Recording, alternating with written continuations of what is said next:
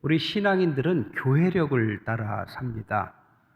주님께서 만드신 이 땅에 구현하고자 하는 하나님의 나라를 절기에 따라서 기억하는 거죠. 시작은 대림절로 시작하고 그 다음에 성탄절, 주현절, 사순절, 부활절, 오순절, 다시 대림절. 이 사이클이 1년 교회력의 어떤 골격이죠. 오늘은 이제 주현절이 시작하는 겁니다. 주현절이라는 뜻은 그 이름에서 주님을 드러내셨다, 나타내셨다라는 뜻입니다. 2세기까지만 해도 우리 기독교 교회력의 3대 절기가 오순절과 부활절 그리고 주현절이었습니다. 근데 이 주현절이 중요했는데 이 주현절 안에 성탄절이 포함되어 있었습니다. 그러다가 이 이후에 성탄절이 분리되면서 성탄절이 워낙 화려한 절기이기 때문에 성탄절은 잘 알려졌지만 주현절은 우리가 잘 모르죠. 그러니까 우리가 찬양을 오늘 불렀지만 잘 모르시겠죠? 그 찬송가? 이게 주현절의 찬송입니다. 주님께서 자신을 드러내셨다는 뜻입니다. 그러니까 주님의 자신을 어떻게 드러내셨느냐? 동방과 서방교회는 날짜가 좀 달라요. 어떤 기준이냐면 이 서방교회에서는 예수님의 탄생, 성탄절, 동방박사가 온 기점으로 해서 12월 25일을 주님께서 자신을 드러내셨다. 육적인 탄생을 기준으로 하고, 그리고 서방교회, 동방교회에서는 예수님의 공적 생애 시작하는 세례를 기준으로 합니다. 그래서 1월 6일로 이 주현절을 삼습니다. 성탄절 12월 25일과 주현절까지가 12일 차이기 때문에 12일의 축제일이라고도 주현절을 불렀습니다. 왜 주현절을 1월 6일로 삼았느냐? 로마의 동짓날이었기 때문입니다. 여러분, 동지가 뭐죠? 밤이 제일 긴 날. 그때부터 이제 점차적으로 밤은 짧아지고 낮이 길어집니다. 그러니까 주님이 나타나시는데 빛으로 나타나시죠. 가장 어둠이 짙은 동지를 기점으로 해서 빛이 커간다라는 의미로 1월 6일로 날짜를 잡습니다. 그래서 주현절이 1월 6일로 오늘날도 지키고 있습니다. 그 당시에 이 주현절이 중요한 이유는 초대교회가 태동하고 나서 어려움이 있었기 때문이죠.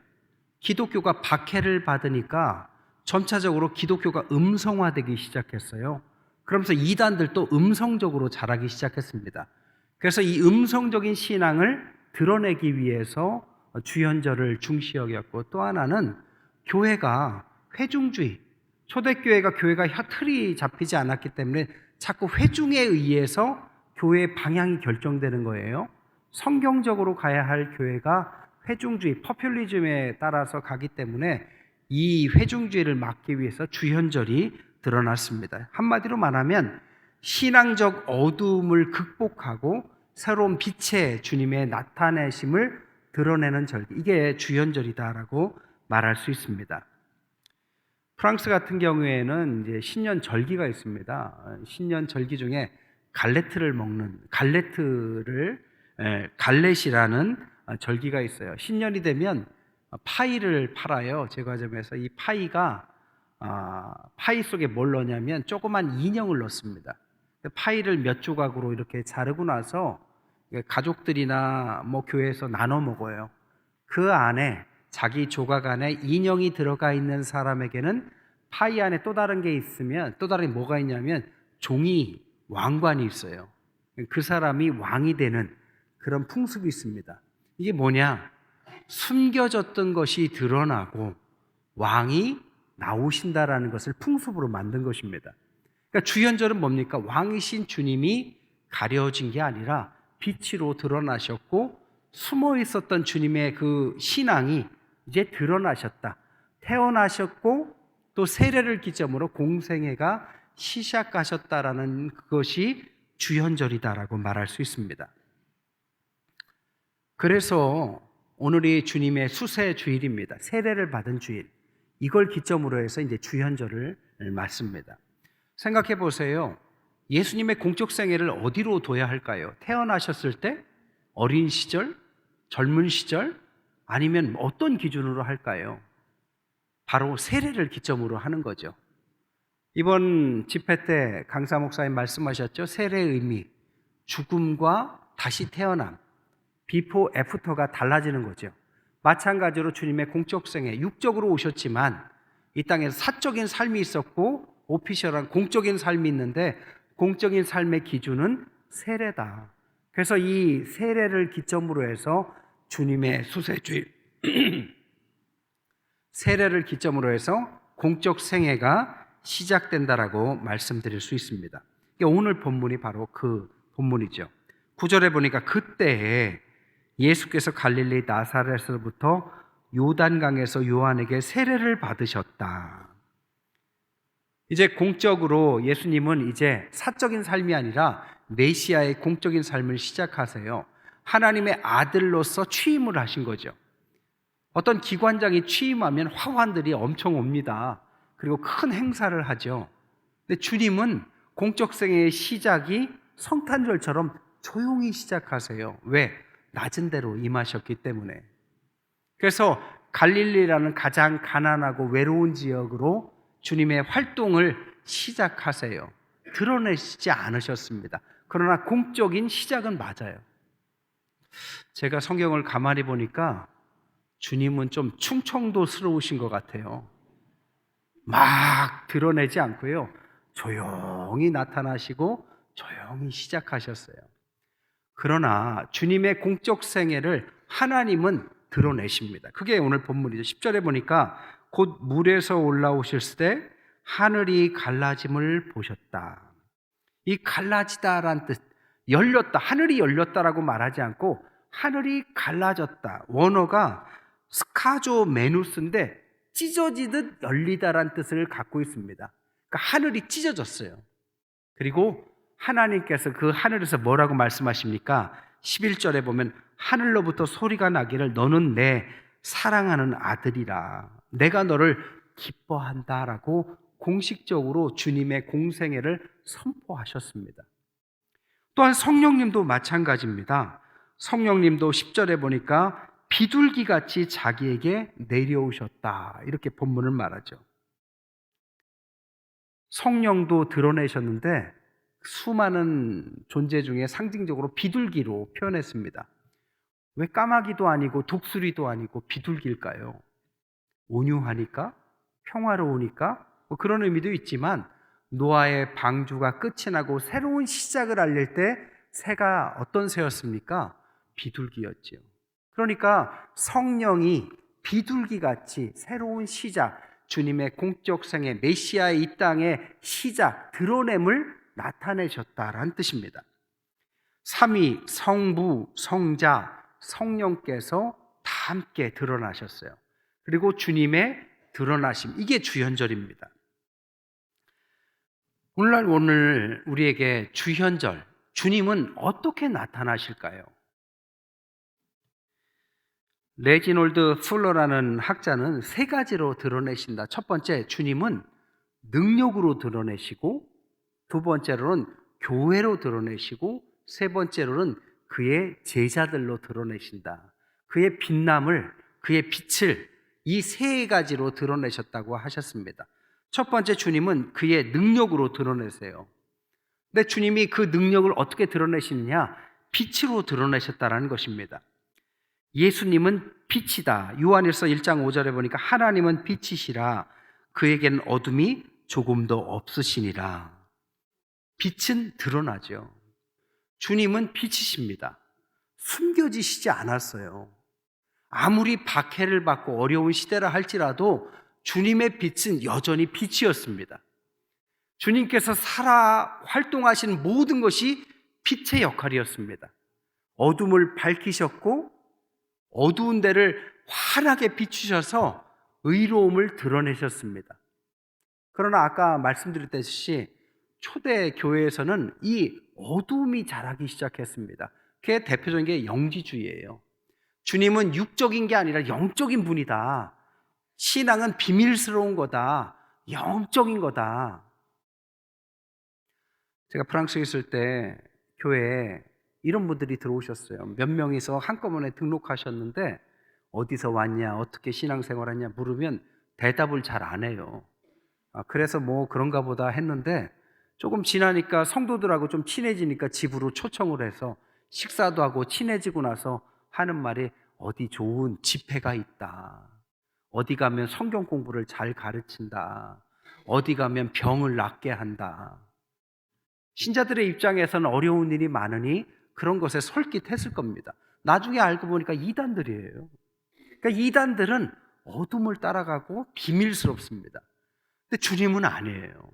주님은 자신을 드러내십니다. 신앙생활에서 어둠을 따라가면 안 됩니다. 어디 가서 십자가 없는 어떤 능력이 나타난다면 그건 가짜예요. 어디 가면 병이 낫는데더라, 어디 가면 예언해 준대더라, 어디 가면 미래를 활짝 열어준대더라, 솔깃한 이야기지만 성경은 그렇게 가르치지 않습니다. 주님은 자신을 빛으로 드러내셨고 주님은 십자가를 질 때도 드러나셨습니다. 그러니까 십자가와 능력이 함께 있는 것이 주님의 빛입니다.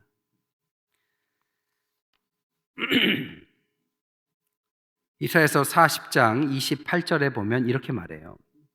너는 알지 못하였느냐, 듣지 못하였느냐?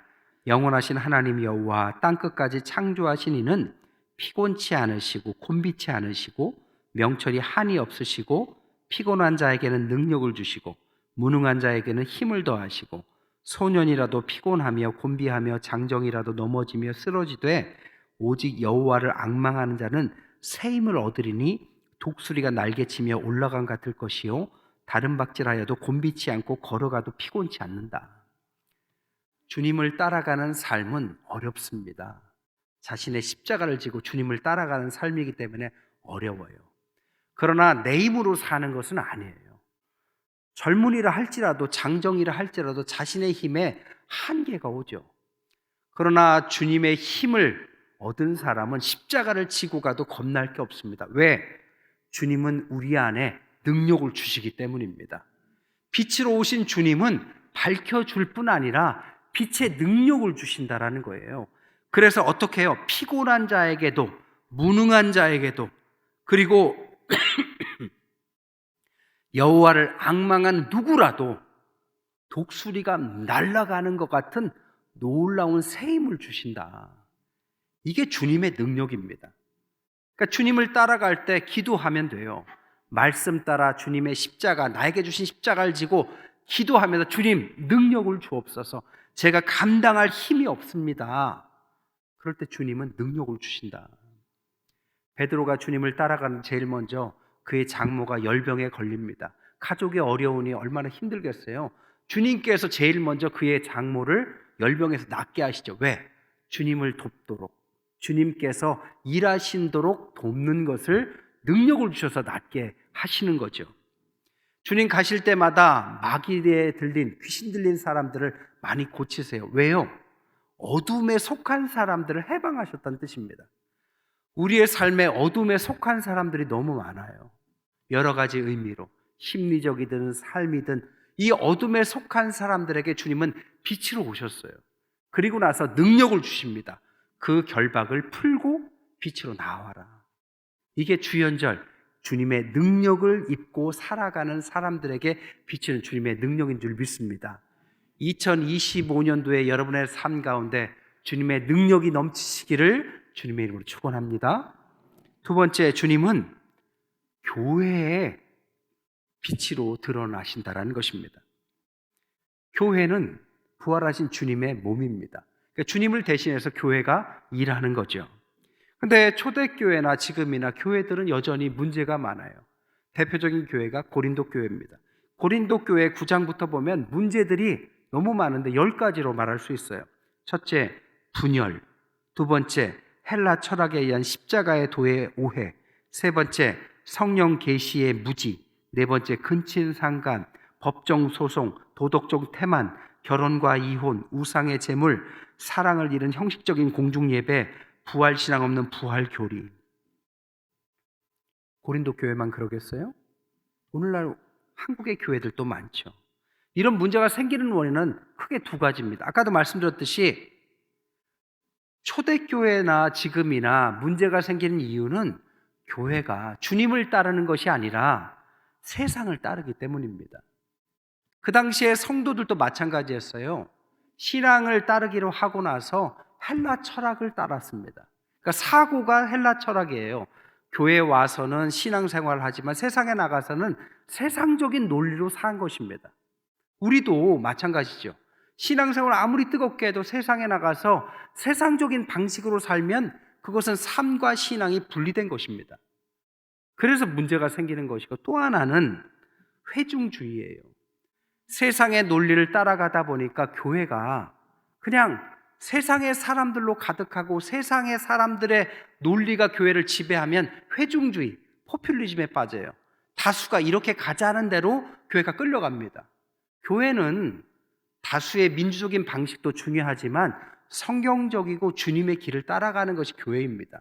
조금 다르죠. 세상에 끌려가기 시작하면 어떻게 되느냐? 그 길은 죽는 길입니다.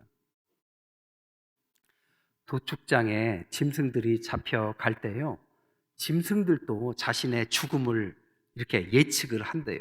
그래서 안 가려고 막 버팅긴다고 합니다. 특히 염소가 그런데 그 염소들이 도축장에서 쉽게 그 도축을 하려고 어떻게 하느냐, 염소 한 마리를 훈련시킨대요. 그래서 도축장으로 처음 갈 때 이 염소를 앞세워서 가면 훈련됐기 때문에 죽으러 가는 길에 앞장서니까 다음 염소들이 그거 모르고 따라간답니다. 그런데 다른 염소들은 다 죽이고 앞에 있는 염소는 그 일까지만 하고 다시 다음 염소 잡을 때 그 역할만 한대요. 훈련된 염소. 근데 이 염소를 뭐라고 부르는지 아십니까? 그 이름을 유다 염소라고 부른다고 합니다. 제가 만든 이름이 아니에요. 유다처럼 예수님 팔아먹듯이 자신의 동료들 죽음의 길로 이끄는 거죠. 교회가 세상의 논리대로 따라가기 시작하면 뭐 대단한 일이 일어날 것 같지만 유다 염소와 같이 될 가능성이 높습니다. 세상의 논리에 너무 따라가면 안 돼요. 교회는 교회일 뿐입니다. 주님의 몸이에요. 교회는 성경적이어야 되고 주님을 따라가야 합니다. 이게 교회라는 거죠. 그럴 때 빛을 드러내죠. 그럼 어떻게 교회는 세상의 빛의 역할을 할까요? 주님께서 제일 먼저 설교하신 것을 산상수훈이라고 그래요. 누가복음과 마태복음에 이 산상수훈이 나오는데 조금 다릅니다. 누가복음에는 사복사화가 나오고 마태복음에는 팔복이 나오죠. 그러니까 누가복음의 복은 네 가지인데 어떤 복이냐면 가난한 자, 줄인 자, 우는 자, 핍박받는 자가 복이 있대요. 한마디로 말하면 외형적인 어려움을 말합니다. 이 외형적인 어려움에 처한 사람들을 돕는 교회를 말해요. 그런데 마태복음은 이렇게 말해요. 심령이 가난한 자, 의에 줄인 자, 애통한 자, 박해받는 자, 온유한 자, 긍휼히 여기는 자, 마음이 청결한 자, 화평케 하는 자. 좀 다르죠. 내면적인 영적인 것을 말합니다. 여러분, 어둠이라는 것이 외적으로나 내적으로나 다 드리울 수 있어요. 외적으로는 삶이 어려운 것입니다. 가난하고 힘들고 뭐 이런 걸 말한다면 내적으로는 부자여도 어두울 수 있어요. 심령이 어두울 수 있고 삶의 길을 잃어버릴 수 있습니다. 그 모든 내적이나 외적이나 교회는 선한 길로 이끄는 거죠. 그래서 이 어둠을 물리치고 주님의 빛을 교회가 따라가면서 세상을 밝혀서 그 세상을 살리는 것이 주님의 빛의 역할을 하는 교회의 사명입니다. 그게 교회가 할 일이죠. 이번 부흥회 때 은혜 많이 받으셨죠? 하도균 박사님께서 아주 은혜롭게 설교해 주셨는데요. 이분 제자 중에 이경선 박사라고 있어요. 이번 집회도 참석하셨는데 오셔서 저한테 책을 한 권 주셔서 읽어봤습니다. 책이 뭐냐면 가나안 성도 전도 전략. 가나안 성도가 뭡니까? 교회에 다니다가 교회를 나간 사람들을 가나안 성도라고 말해요. 가나안 거꾸로 하면 뭐라고 합니까? 안 나가. 그래서 가나안 성도예요. 근데 이 가나안 성도에 대해서 어떻게 전도할까 이 책으로 써놨는데 뭐 많은 얘기가 있지만 제가 볼 때 세 가지가 참 독특했어요. 첫째, 한국의 가나안 성도는 외국의 가나안 성도가 좀 다르더래요. 외국의 가나안 성도는 세상이 좋아서 나가는 사람이 대부분인데 한국의 가나안 성도는 세상이 좋다기보다는 교회에서 실망을 해서 나가는 경우가 대부분이래요. 그러니까 좋은 교회를 찾아서 참 그리스도인이 되고자 나가는 사람이 대부분이다. 두 번째, 가나안 성도가 돌아올 수 있는 골든타임은 2년이다. 그러니까 2년 지나면 돌아오기 힘들더라. 세 번째, 이 가나안 성도들에게 교회다움을 드러내면 돌아올 수 있다. 근데 대상이 얼마나 되느냐? 한국에 200만이 넘는다고 합니다. 그러니까 정리하면 이런 거죠. 만약 우리 교회가 교회다운 교회가 되고 빛을 드러내는 교회가 돼서 이 가나안 성도들에게 참 교회의 빛을 드러낸다면 돌아올 성도가 무한대로 많다라는 것입니다. 2년이 골든타임이니까 2년 전이라면 더 좋겠죠. 여러분, 교회는 주님의 몸입니다. 교회는 단지 세상 사람들의 합이 아니라 주님을 따라가기로 하고 주님의 빛 가운데 빛나는 사람들입니다. 주님처럼 빛나는 게 정상이죠. 교회가 하는 일마다 가는 곳마다 외적으로나 내적으로나 어둠이 들어오진 사람들이 빛을 만나서 회복되는 것, 이게 정상적이고 바로 교회다운 교회라고 말할 수 있죠.